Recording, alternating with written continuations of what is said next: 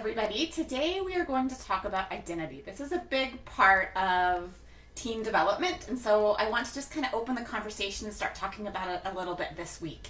It is very important for teens to start figuring out who they are and how they interact with different groups, kind of some of their characteristics and personalities. So let's talk about that. So the first thing is, what is an identity? It is a very complicated thing and has a lot of pieces to it. But a simple definition is the set of behavioral or personal characteristics by which an individual is recognized, the distinct personality of an individual. It can include our self-esteem, like I said, our individuality, the way that we relate with others. We use a lot of terms to kind of define it. There's our gender identity, our online identity, our school identity, family identity, professional identity. It can include our choices, interests, values, beliefs, appearance, habits, relationships with family, talents, and more. So it is a very large piece of who we are, and sometimes our teens can get a little bit obsessed and stuck on one part of their identity. And one of the things that we can do as parents is to help them recognize how large an identity is, and that it is not stuck. It is something that's very fluid, that it will take their whole lives to kind of understand and to create and to kind of figure out. So the average teenager can create numerous identities in a very short period of time, and they can act very different in one group from another. So they may act kind of rude to you and then really nice to their friends, and it can be confusing as a parent sometimes to keep track of all of the different identities or the ways that our teens are labeling themselves, labeling their friends. And sometimes they say that they're one way, and we may not necessarily feel like that is correct. But just recognize that they're trying identities on, sometimes like clothes, that they're seeing what fits and what doesn't fit, what they like, what they agree with and what they don't agree with, and it can be very, very fluid, especially during the teen years. So I want to talk for a minute about how media can affect it, because this is something I've noticed with my teen just the last 4 or 5 months. She spent a lot more time online than she previously had because of school. So when school stopped, we got out a laptop, and she was doing her homework, but it was kind of hard to monitor when she was doing her homework and when she was chatting with friends and doing other things and reading articles and watching YouTube videos. And so things have just been really different, and I've started to notice that it does affect the way that she labels herself and the way that she thinks about herself. So Catherine Hamley says, if young people have frequent access and an interest in media, it is fair to say that their behavior and their sense of self will be influenced by some degree by what they see, hear, read, or discover from themselves. So this is one thing to be aware of as parents, that even if your teen isn't doing anything quote-unquote bad online, that everything that they're reading, hearing, and seeing is affecting their identity. And so it can be good to kind of teach them. I did a post a while back how we did a mind diet activity with our kids about sugar and poison and different things that we put in our bodies and how that can relate to things that we put in our minds. And so we're trying to be a little bit more active ourselves about the types of things and how long our kids are exposed to things that even aren't necessarily bad, but that aren't helping them develop their identity or necessarily do anything positive in their lives. So creating an identity. Few people actually choose their identities. Some people are aware enough that they realize that they're actively creating their identity, but a lot of times we just internalize the values of our parents or our cultures or our friends or the people around us, and we don't always actively choose who we are becoming. A lack of cohesive sense of identity can lead to uncertainty for all of us, and it's good to help our teens as they're navigating the teen years to recognize how their identity will affect them their whole lives, and not even who they are, but who they see themselves as being. Children tend to define themselves the way that we as their parents see them. They tend to be more concrete thinkers, and they may not be thinking as deeply about things as teenagers do. But then teenagers, with the abstract thinking and them starting to recognize their parents aren't perfect and the things that we say aren't always true or that may not agree with us, then they start to wrestle with who they are and what their identity is.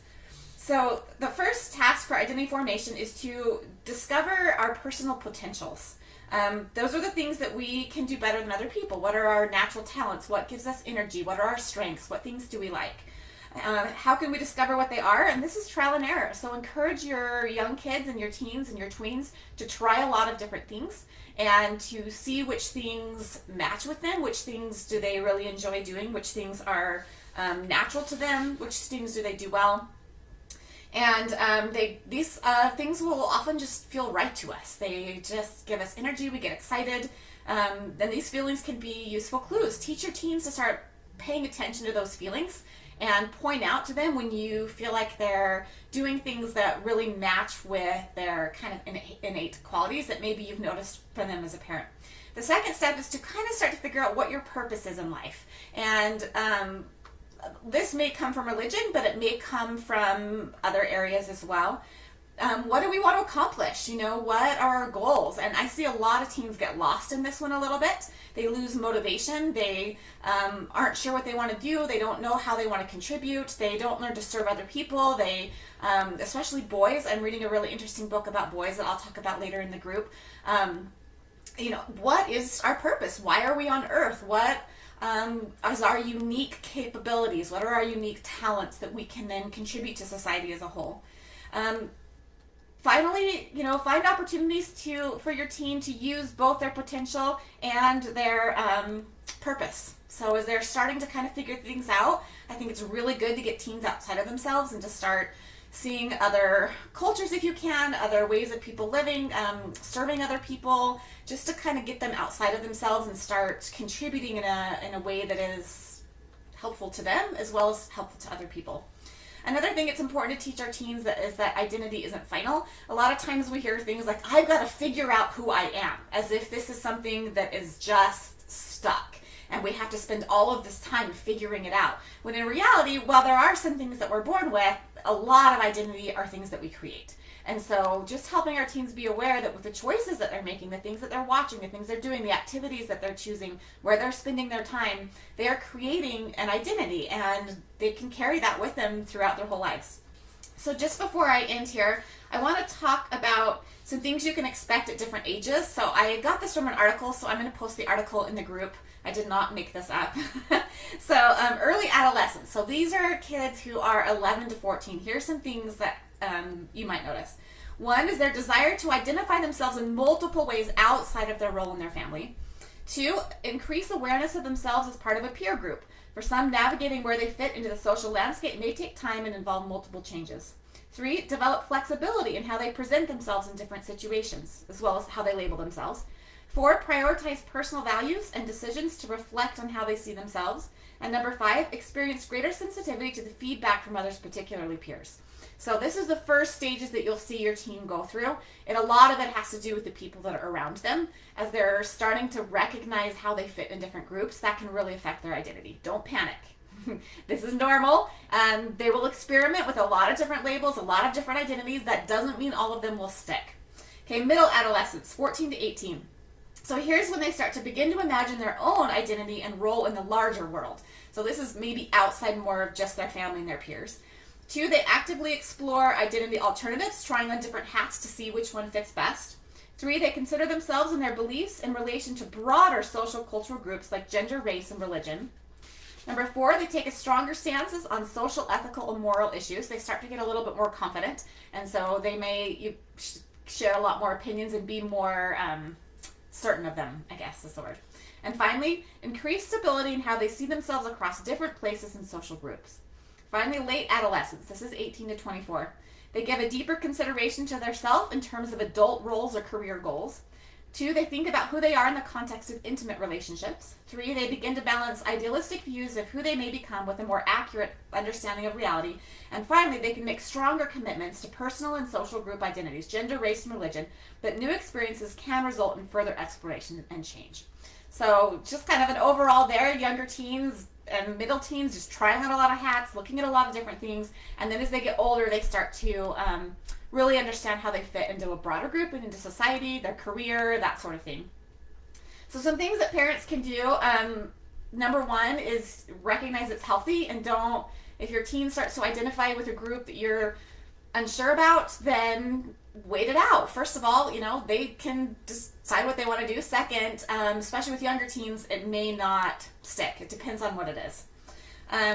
help them to be consistent with rules and boundaries. So if there are things that are really concerning to you that you're noticing, especially with media, set firm rules, set boundaries so that they can explore in a way that is safe. It's really like a toddler where, stay away from the stove, stay away from this, stay away from the dark web, like watch out, predators, those sorts of things. And to help them feel like they can explore their identity in a way that is safe, that they're have the freedom to make choices and to try things on without us kind of panicking and predicting the future. Well, if you're going to identify with that, then you're never going to get a job, or you're never going to do this, or have a healthy relationship, or whatever. So kind of keep your fears and concerns, to yourself a little bit, and allow your team the flexibility to figure out who they are and start creating who they are.